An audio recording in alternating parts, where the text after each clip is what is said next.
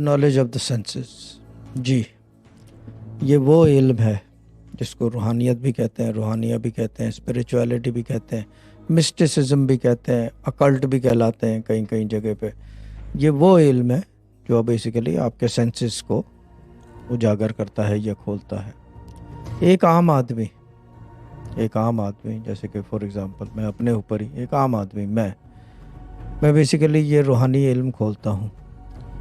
Maximum what happens is کہ میرے 5 senses کھل جاتے ہیں, کہ 5 ہی سینسز ہیں, ٹچ, اسمیل, دیکھنا, سننا, یہ فیل, یہ سینسز ہیں, یہ کھل جاتے ہیں.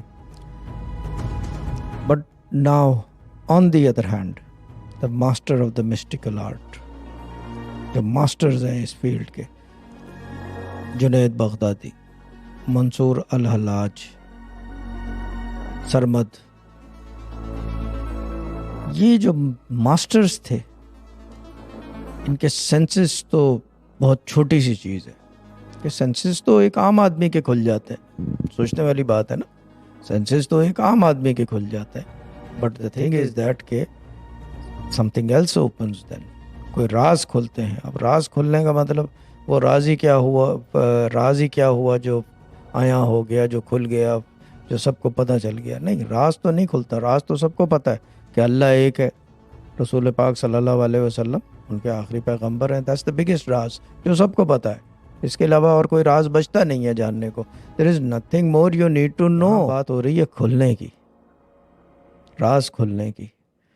دا knowledge of senses is something different to the knowledge of the sense, جو اس سینسز کو چلاتی ہے.